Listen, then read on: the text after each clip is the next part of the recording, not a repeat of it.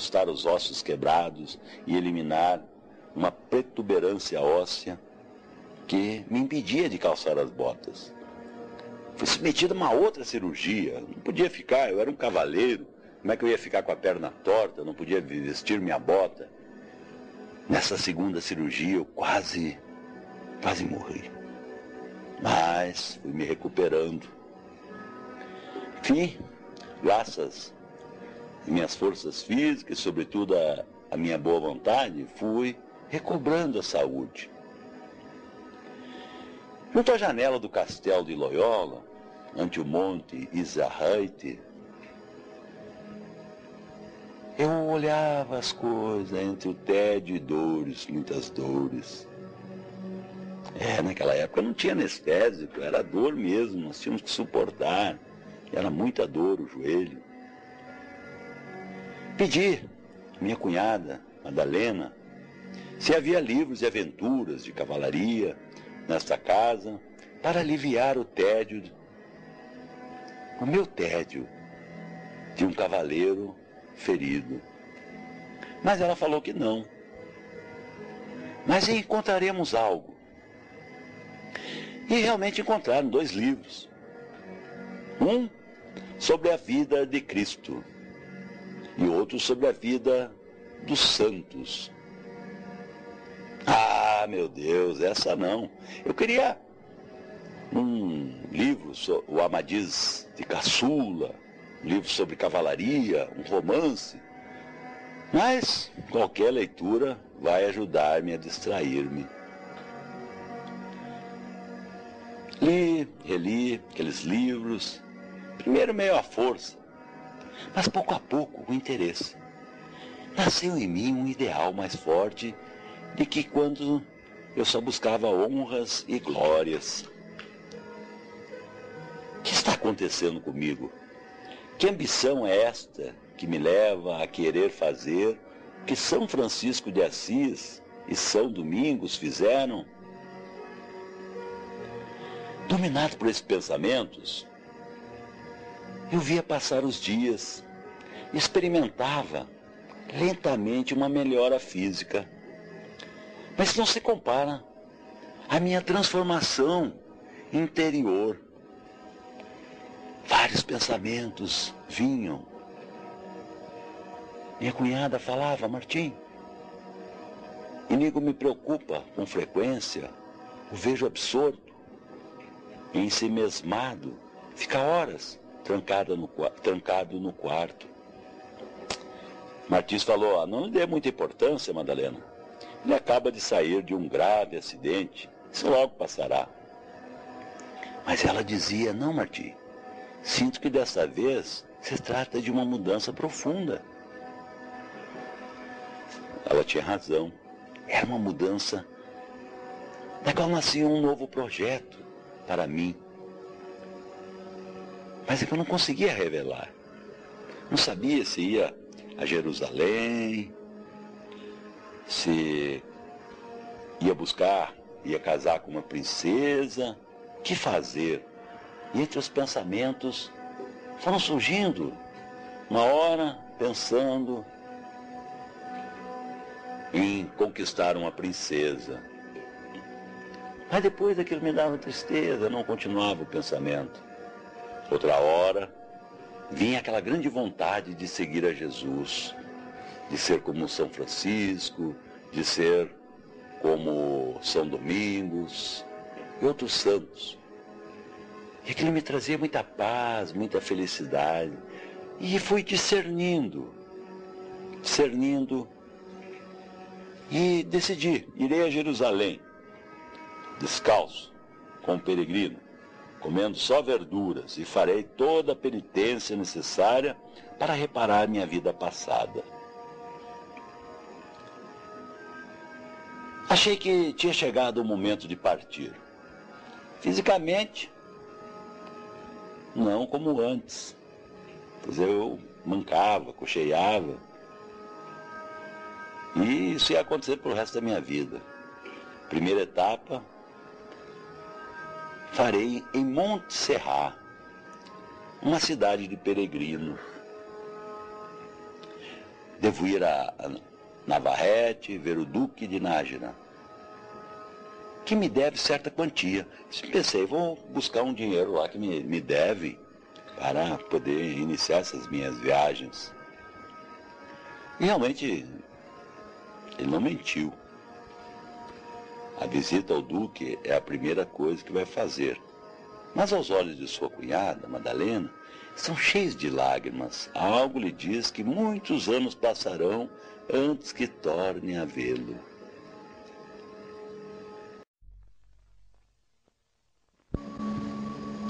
Caros amigos, nós somos o casal Saluar e Teca.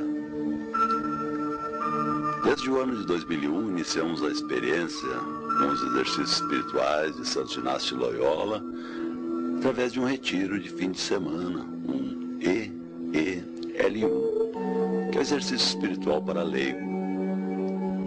No SEI, em Itaici, em Dayatuba, em São Paulo. Foi uma experiência diferente de todas as outras que já havia vivenciado nos nossos mais de 22 anos de apostolado leigo, no movimento de cursilho de cristandade, especialmente ligado sempre à escola vivencial do cursilho, à escola de fé e vida, uma escola de formação permanente do cursilho, onde temos recebido e compartilhado com os amigos e irmãos de fé a nossa vida de cristão comprometido, procurando vivenciar o tripé, oração, formação e ação evangelizadora.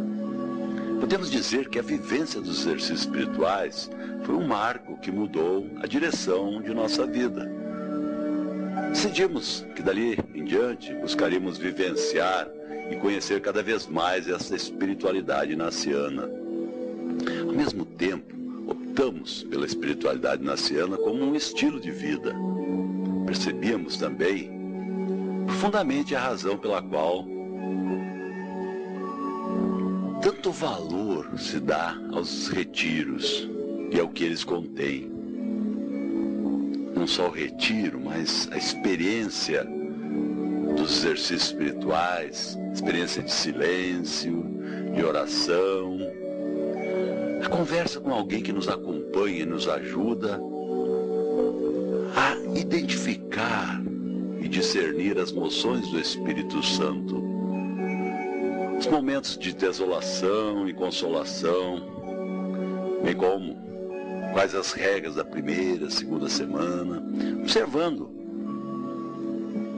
e vivendo pela linha de ouro para a qual nossa vida está andando. Além desse exercício de fim de semana, iniciamos também, juntamente com o nosso grupo de vivência cristã, uma pré-CVX, que é a Comunidade de Vida Cristã, a experiência do retiro cotidiano, o EVC. Fomos orientados pela irmã Fátima de Carvalho, que hoje é orientadora do SEI, em Itaici. Foram vários anos de retiros e sérias orientações da irmã, partilhas semanais, quinzenais dos companheiros da CVX. Decidimos então fazer 8 dias com o padre Romanelli. Foram maravilhosos esses 8 dias, depois do retiro de 30 dias em etapas com o padre Adroaldo, durante mais de 2 anos.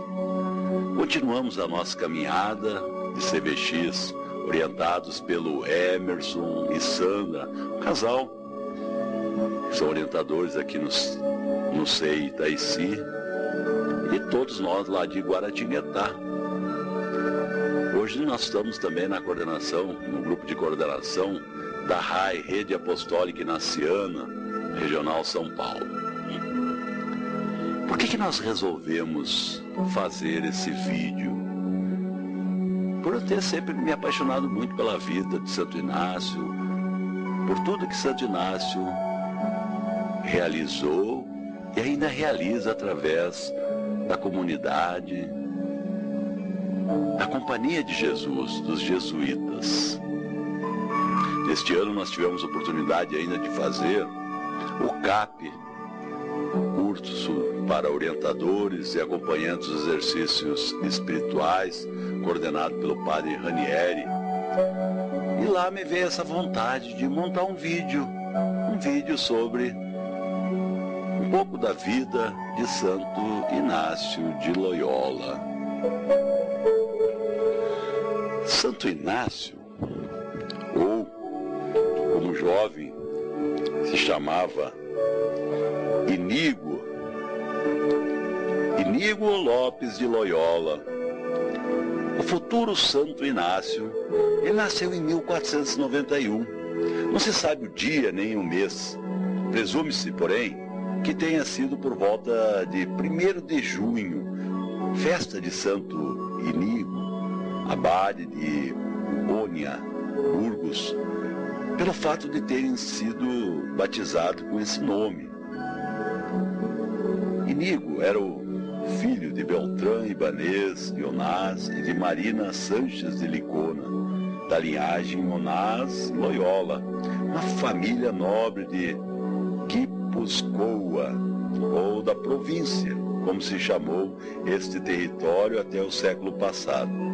Os Loyolas viviam numa casa ou num castelo que era residência e fortaleza, ao mesmo tempo construída em pedra, com tantas outras no País Basco. O duplo aspecto de lar e castelo se explica pelas frequentes guerras que enfrentaram as principais famílias bascas entre si, e logo depois com a Irmandade das Vilas, formada pelas cidades que iam nascendo no fim do feudalismo. Os Loyolas tinham sido sempre bem belicosos, uma família guerreira, e até mesmo ferozes nesses litígios, nessas guerras. O avô de Inígo foi desterrado pelo rei por causa de uma destas brigas e obrigado a destruir a parte superior da casa castelo. Mais tarde, depois de perdoado pelo soberano, permitiram-lhe reconstruir o andar superior com tijolos. Nesta casa fortaleza nasceu Inígo.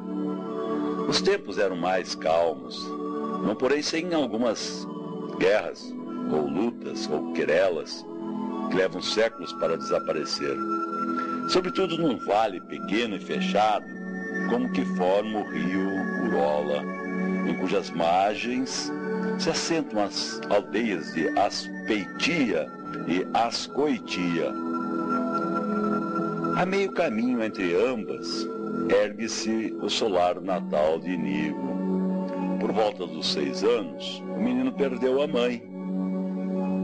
Seu pai, que morreu quando ele já tinha 16 anos, abdicou de todos os seus bens e títulos, ainda em vida, em favor do filho Martim, que passou a ser o senhor de Onás e Loyola. Martim não era o primogênito, e sim Juan, que nesta altura já tinha morrido na Guerra Milanesa. O pai de Inácio, seu irmão Martins, e a esposa deste, Madalena de Araoz, foram os que cuidaram da educação do menino, e desde cedo deve ser entendido que, sendo o último de uma família tão prolífera, ia ter de construir o próprio futuro. Assim, entenderam também dos seus outros irmãos que foram fazer fortuna na milícia, ou nos exércitos, como Beltrán e Ulloa, ou na América, como Hernando, ou na igreja, como Pedro, que era sacerdote. A infância de Inígo foi a de um menino da nobreza, talvez um tanto mimado por sua condição de caçula e por ser também órfão de mãe. A educação religiosa que recebeu foi mais piedosa do que sólida. O oratório familiar da casa castelo era dominado por um entalhe flamengo, representando a Anunciação, presente feito por Isabel, a católica, a Madalena, esposa de seu irmão Martim. Dizia ser um quadro milagroso. Inígo recebeu então a tonsura